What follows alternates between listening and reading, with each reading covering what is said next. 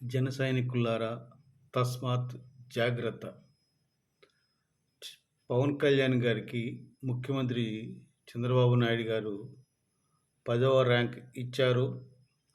మంత్రుల ర్యాంకింగులతో చంద్రబాబు గారు ఆడుతున్న రాజకీయ చదరంగంలో పడి ఆవేశంతో రెచ్చిపోకండి. ఎందుకంటే ఆ ర్యాంకింగ్లు దేని ఆధారంగా ఇచ్చారనేది ముందు తెలుసుకోవాలి. ఆయన ఫైల్స్ డిస్పోజల్‌లో ఎవరు చేశారనే దాని మీద ఇచ్చారు. కేవలం తన మంత్రి పదవుల్లో ఉన్న ఫైల్స్ వస్తే ఎంత తొందరగా డిస్పోజ్ చేశారనే దానికోసమే ఆ ర్యాంకింగ్‌లు ఇచ్చారని ఆయన చెప్పారు. దానికి ఫైల్స్ ఇవ్వడం కోసం దానికి ర్యాంకింగ్‌లు అక్కర్లేదండి. అది మరి చంద్రబాబు నాయుడు గారు ఎందుకు చేశారో, ఆయన ఏమైనా రాజకీయ క్రీడ కావాలని చేశారా? దానికి ఫైల్స్ డిస్పోజల్‌కి ఎవరు కూడా ర్యాంకింగ్‌లు ఇవ్వరండి. ఫైల్స్ సక్రమంగా ఉంటే వెంటనే అయిపోతాయి. అందులో ఏదైనా కొర్రీలుండి, అందులో ఏదైనా ఆక్రమణలుండి, అందులో ఏమైనా చెడు ఉంటే, ఏమైనా రికమెండేషన్స్ ఉంటే వాటికి సంబంధించి కొంచెం ఆలోచించాలి. అందులో పవన్ కళ్యాణ్ గారికి ఉన్నది ఏంటి? 6 పోస్టులండి. కీలకమైన పదవులవి. మంత్రి పదవులవి. కనుక అరణ్య శాఖ, ఫారెస్ట్ కావచ్చు, పంచాయతీరాజ్ కావచ్చు, సైన్స్ అండ్ టెక్నాలజీ కావచ్చు, వాటర్ రిసోర్సెస్ కావచ్చు, పర్యావరణం కావచ్చు, ఇవన్నీ కూడా చాలా ఇంపార్టెంట్ అండి.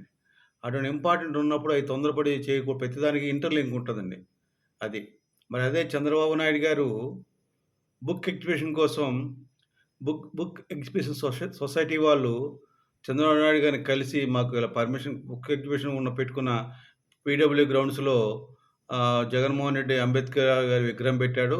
మాకు ఎగ్జిబిషన్ పెట్టుకోవడానికి చాలా ఇబ్బంది పడుతున్నాం ప్రతి సంవత్సరం అని చెప్తే, దానికోసం ఇందిరాగాంధీ స్టేడియం కావాలని అడిగితే 3 నెలలు పెట్టుకున్నారండి. ముఖ్యమంత్రి గారి పేషీలో 3 నెలలు పెండింగ్ ఉంది. ఆయన డిస్పోజ్ చేయలేకపోయాడు. అదే వాళ్ళు పవన్ కళ్యాణ్ గారిని కలిస్తే 2 గంటల్లో ఆ యొక్క ఇంటర్లింక్ ఈ సెక్రటేరియట్‌కి, ఆ అదే స్పోర్ట్స్ కావచ్చు, లేకపోతే ఎడ్యుకేషన్ కావచ్చు, ఇంకొక ప్రతి మినిస్ట్రీ నుంచి ఆ యొక్క సెక్రటరీలని చేసి ఇమ్మీడియేట్‌గా ఆ బుక్ ఎగ్జిబిషన్‌కి పవన్ కళ్యాణ్ గారు పర్మిషన్ ఇప్పించారు. 2 గంటలు ఇప్పించాడండి.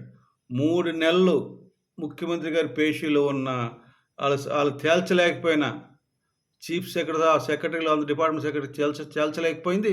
పవన్ కళ్యాణ్ 2 గంటలు తేల్చి వాళ్ళకి అప్రూవల్ తెప్పించి ఇచ్చి పంపించాడండి.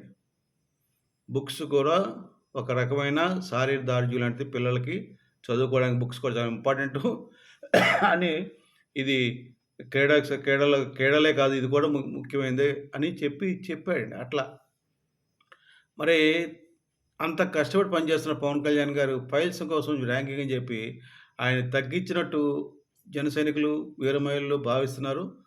మీరు తొందరపడి ఆవేశపడకండి. ఎందుకంటే ఇది ఒక క్రీడా గేమ్. ఎందుకంటే అంబటి రాంబాబు మాట్లాడుతున్నాడు. సాక్షి టీవీలు మాట్లాడుతున్నాయి. కనుక చంద్రబాబు నాయుడుకి సపోర్ట్‌గా టీవీ5 కావచ్చు, మహా న్యూస్ కావచ్చు, ఏబిఎన్ కావచ్చు, ఈటీవీ సపోర్ట్‌గా మాట్లాడుతున్నాయి. వ్యతిరేకంగా సాక్షి మీడియా కావచ్చు, సాక్షి పేపర్ కావచ్చు, సోషల్ మీడియా చాలా ఉన్నాయి. జగన్మోహన్ రెడ్డి టీవీలు.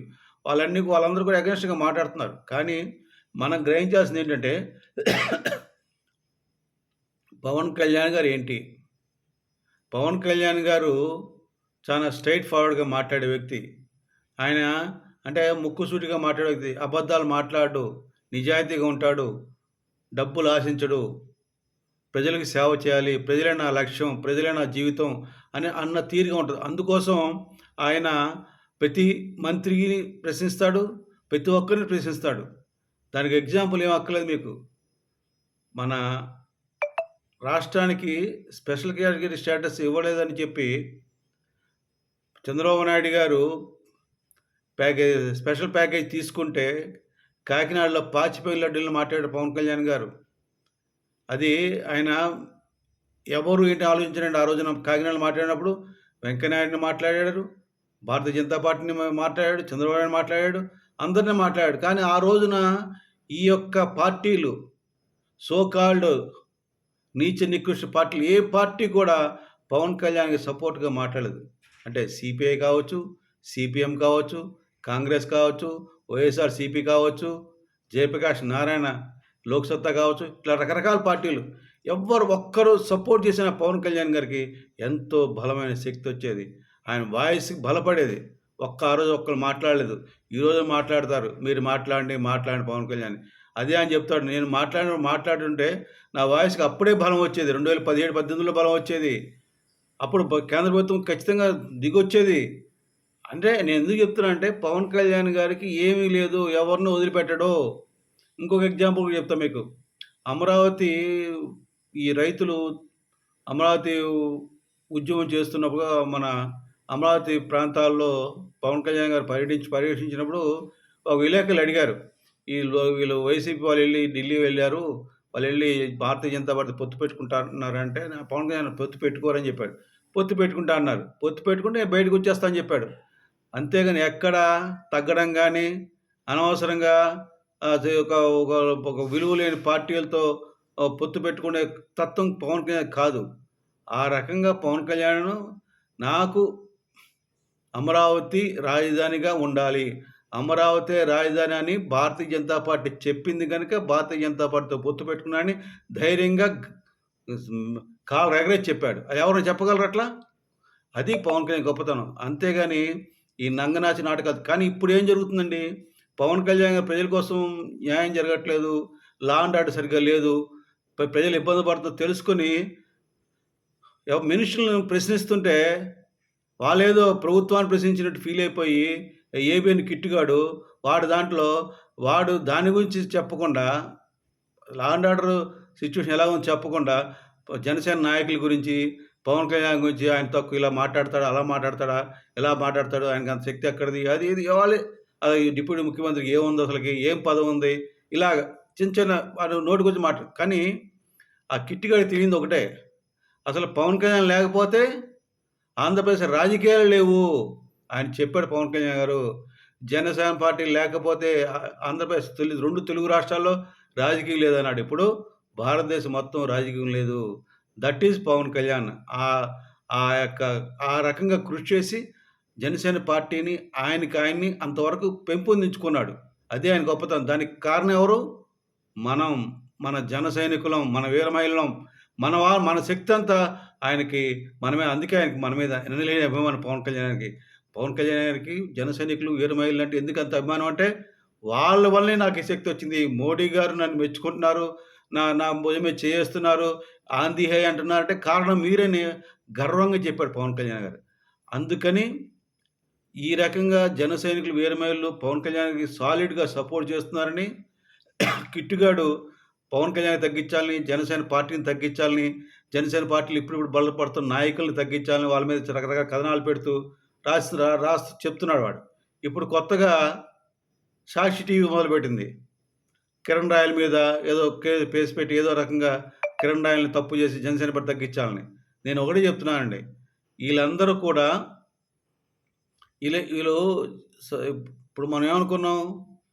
వైసీపీ పార్టీ వేరు, తెలుగుదేశం పార్టీ వేరు, వాళ్ళిద్దరికి పడదు అనుకున్నాం. కానీ ఏమో చెప్పలేము. 60-40 రేషియో ఇవాళది కాదండి ఇది. గత 80 సంవత్సరాల నుంచి ఆంధ్రప్రదేశ్ రాష్ట్రంలో జరుగుతున్న తీరు, తంతు అదే. 60-40 బేస్. ఎవడు అధికారం ఉంటే వాడు 60%, అధికారం లేనివాడు 40%. ఇది వాస్తవం. ఇప్పుడు కూడా చంద్రబాబు నాయుడు గారి ప్రభుత్వంలో మంత్రులు కావచ్చు, ఎమ్మెల్యేలు కావచ్చు, ఏ రకంగా తింటున్నారో డబ్బులనేది గ్రామాల్లో వెళ్ళి ప్రజలను అడిగితే చెప్తారు. అది స్పష్టంగా తెలుసది. నేను అబద్ధం చెప్పట్లేదండి అది. సాక్షాత్ టీవైపీ మూర్తే చెప్పాడు. ఈ యొక్క బియ్యం సరుకు రవాణాలో బియ్యం మాటల్లో 150 మంది ఎమ్మెల్యేలకు ప్రతి నెల మూటలు వస్తున్నాయని ఆయనే టీవీ5 మూర్తే చెప్పాడు. ఇది నగ్న సత్యం. అవి ఇవన్నీ ఆగి Pawan Kalyan seize the ship అన్నాడు కదండి. ఇవన్నీ అంటే ఆగిపోతాయి. ఈ యొక్క కార్యక్రమం ఇవన్నీ ఆగిపోకూడదు. అందుకనే పవన్ కళ్యాణ్ గారిని తగ్గించాలి. పవన్ కళ్యాణ్ గారిని ఆ వాయిస్ లేకుండా చేయాలి. వీళ్ళు శతవిధాల ప్రయత్నం చేస్తున్నారని నేను ఊహిస్తున్నాను. నా యొక్క సొంతంగా నేను అనుకుంటున్నాను. పవన్ కళ్యాణ్ గారు ప్రజల కోసం అహర్నిశలు ఆలోచించే వ్యక్తి. ప్రజలకు న్యాయం జరగడం కోసం స్వపక్షంలో కూడా విపక్ష పాత్ర పోషించడం కొంతమంది తెలుగుదేశం నాయకులకు నచ్చట్లేదు. ముఖ్యంగా కిట్టిగాడికి నచ్చట్లేదు. అందులో భాగంగానే ఈ ర్యాంకింగ్‌లు ప్రకటించారు. దీన్ని నేను పొమ్మనక పొగ పెట్టడం అని భావిస్తున్నాను. ఈ ర్యాంకింగ్‌ల యొక్క సారాంశం నేను ఆ యొక్క నా యొక్క సొంత అభిప్రాయం అండి ఇది. పొమ్మనక పొగ పెట్టడం అని ఆ రకంగా నేను భావిస్తున్నాను. చంద్రబాబు నాయుడు గారు ఇచ్చిన ర్యాంకింగ్స్‌నండి. బులుగు మీడియా, వైసీపీ నేతల ట్రాప్‌లో పడకండి జన సైనికులారా. మీరందరూ పవన్ కళ్యాణ్ గారు చెప్పినట్లు మౌనంగా ఉండండి. పవన్ కళ్యాణ్ గారి ఆజ్ఞల కోసం ఎదురు చూడండి. పవన్ కళ్యాణ్ గారు ఏం చెప్తే అది మనం చేద్దాం. ప్రజల కోసం, వారికి మంచి చేయడం కోసం పవన్ కళ్యాణ్ గారు దేనికైనా సిద్ధమని, ఎవరినైనా ప్రశ్నిస్తాడని, అవసరమైతే ఎదిరిస్తాడని తెలుసుకోండి. నేను చెప్పేది ఒక్కటే. మనం ధైర్యంగా ఒక్కటే ఉండాలి. కలిసి ఉండాలి. పవన్ కళ్యాణ్‌కి సపోర్ట్ చేయాలి. ఆయన ఆజ్ఞే మన శిరసావహించాలి. ఇది నా యొక్క పర్సనల్ ఒపీనియన్ అండి ఇది. ఇట్లు మీ రాఘవరావు.